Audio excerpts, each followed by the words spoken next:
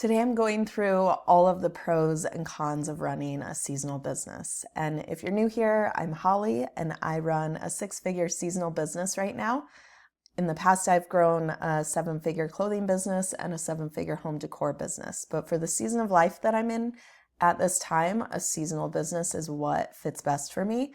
And if you've watched any of my videos, you know that I talk a lot about building a business that fits your lifestyle. And this is something I'm super passionate about because I have seen what happens when you build a big business and it doesn't fit your lifestyle and you hit a brick wall and hit burnout. And so I've really started building businesses around the season of life that I'm in.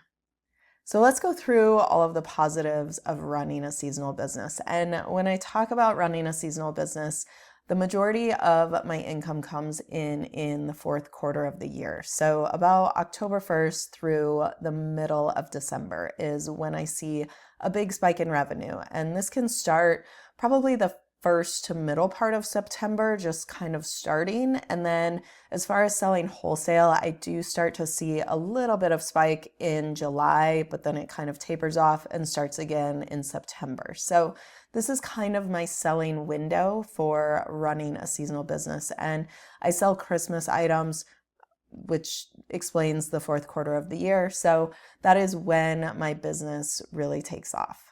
All right, so the positives of running a seasonal business. The first one is that I get to be at home for the majority of the year. So from about January through the middle of September, I am basically in the planning phases of my business. And that means that I get to be home, I get to spend more time with my family. It is just the planning phase, which I really love the planning phase. And so for me in this time that I am in right now in my life, this is really important to me and this works great for me.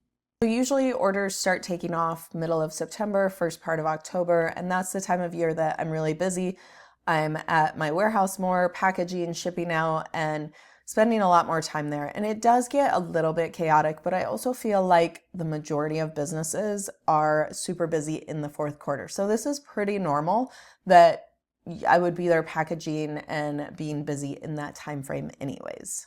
The second positive is just the very predictable planning window. So when I was running a clothing business, I was trying to get inventory in for every season of life. And those seasons changed quickly. The clothing business was hard because you constantly had to be ordering new inventory, moving inventory very quickly. It was just very fast, very hands-on, and you had just a lot going on all seasons of life. And so for my seasonal business, the nice part is that I have a very nice calendar of when things need to be ordered by in order to be here in time, in order to receive them in the summer so that I can be unloading trucks in the summer and not having to be unloading trucks in the cold winter months. I was always feeling like I was really dropping the ball during my clothing business and even my home decor business because the ordering period was so short that you had to really be on top of things in order to keep things going and stay on track with each season. And so I do love the fact that I get to just really focus on the Christmas season. And from January until I like to have my stuff ordered by usually the end of May. And so that way I can be unloading trucks, taking pictures, doing all the things so that I am all ready to go in September. And it is nice just to focus on one season and not be pushed to be selling every single season and staying on top of everything. It's a very nice window of time that I have. And usually in January, I always hit burnout. With every business I've had, I kind of get into January and I just kind of hit burnout. And so it's nice to be able to kind of step back and just start planning very slowly in January and not be rushed into ordering new products and designing new products and having everything ready to go immediately.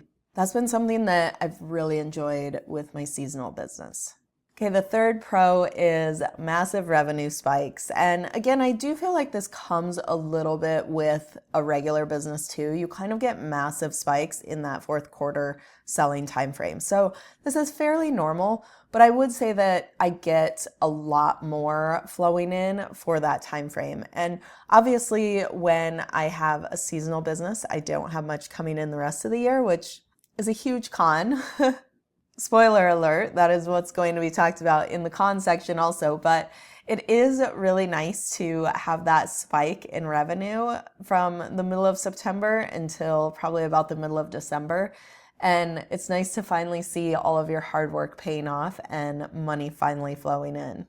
All right, let's get to some of the cons. And there's quite a few cons. So the first con is piggybacking off of that last pro, and that is there is a drought of money January through September, and that is rough. I mean, it kind of just drops off the middle of December, and there's a little bit of just disappointment, and you're still kind of checking sales, hoping that the money's flowing in, and there's just nothing. And that has been a little bit of a mind trick for me in this business, and knowing that you're paying out so much during the year and nothing's coming in until September. And to me, that is probably the biggest con, because I really enjoy that flow of money. I enjoy waking up every day and seeing sales that have come in overnight.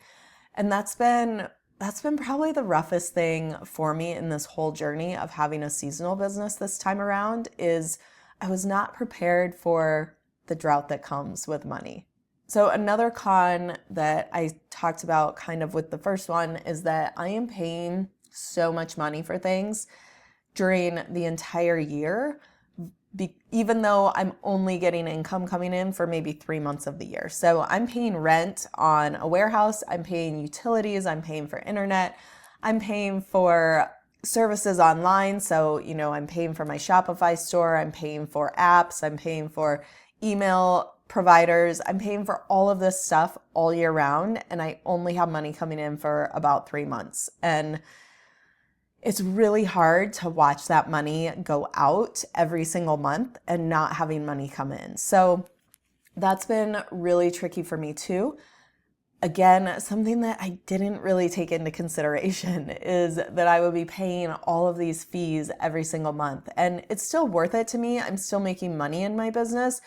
It's just hard to know that I have this warehouse that I don't utilize for around 9 months of the year. I have occasional orders from Faire that come in, and I go ship those, and that helps a little bit. But yeah, that's been really tricky for me. The third con is leftover inventory. So when you have a seasonal business, if you have leftover inventory in December, you don't have the opportunity to sell that inventory again until the following year. And you just kind of cross your fingers and hope for the best and hope that you can still sell that inventory the next year. Now, I've done a really good job with that, I will say, of kind of repurposing things and making new bundles and making things look fresh. And I think that's the most important part when you have stale inventory, is just making sure that things look fresh. So I sell a lot of bundles, a lot of kits, and I'll try and refresh those. I'll try and put a few new items in and try and mix things around and kind of make it all look fresh and new, even though it's last year's inventory. So that's been a bit of a trick also for me that I've had to do. And luckily I did learn how to do a lot of that when I had my clothing business and home decor business, because you always had leftover inventory. But it's just finding a way of making it look fresh and new. And there's always ways to do that. It just does require a little more thought. Okay, the next con is growing the business. And this has been hard, because email campaigns, to send out email campaigns, to have an email provider, it is expensive. These services are pretty expensive. And also piggyback that with the fact that I only send out emails for 3 months of the year. So people will sign up for emails, sign up for text messages, and I don't even send out text messages because I don't want to pay for the service all year round, and because I do have such a short selling window. So I don't pay for a lot of these services, so it is hard to grow. Also, on that note, is running Facebook campaigns. It is really hard to get traction on Facebook when you're constantly having to shut ads off and start all over the next year. A lot of businesses have evergreen Facebook ads that can just run and run, and they can constantly be testing new ads and trying new things during the year. I've just got a very short window of time to try Facebook ads and to run those creatives. And it is a lot of pressure, especially when you're kind of in the business alone, because I don't have a lot of help. And so I am the one kind of running everything in the business, and I'm not an expert in Facebook ads. I've definitely gotten much better and I know what I'm doing, but it's just tricky when you have such a very short window to try and get ad creatives going. So that's been a big hang up for me with this business. And the last thing is seasonal help. And if you have employees, you're going to have to find someone that's very flexible. And luckily I have that. That has not been an issue for me. I think it's a con if you have a seasonal business. I have been extremely lucky in this area that I just have a mom who, she's great. I can text her even day to day and say, hey, are you able to come today? Can you come tomorrow? And she's pretty flexible and pretty helpful with that. And so I've been extremely lucky in that area. But if you have a seasonal business, that could be a big hiccup for your business. So definitely something to think about, something to keep in mind if you have a person in mind that can help you with this business and kind of be an on-call employee. So all in all, would I recommend a seasonal business? My answer is no. I would not recommend a seasonal business. For this time of life that I'm in, it works great for me. There is a lot of cons, and they're cons that I can overcome at this time. This is not something that I would want to do for the next 10 years.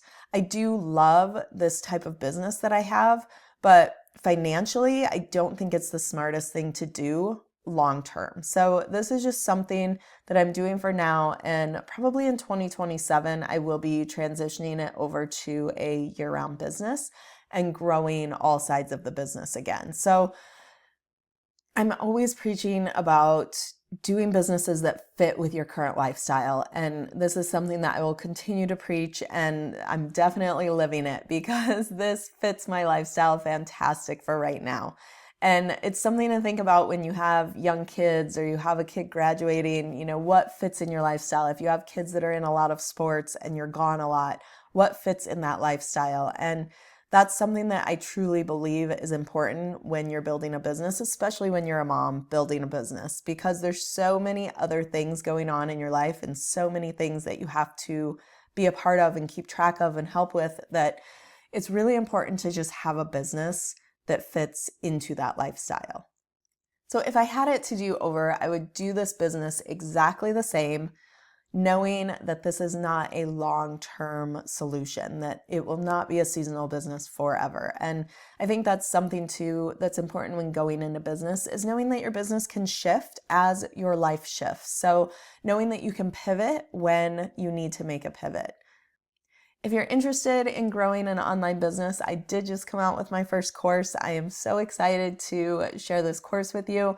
It is a very, very low cost course because I wanted to make it accessible for everyone who wants to start a business. So the first course that I have done is a course on sourcing and selling products on Faire, and I walk you through step by step on how to come up with product ideas, how to validate those ideas, how to source the products on Alibaba, how to manufacture them.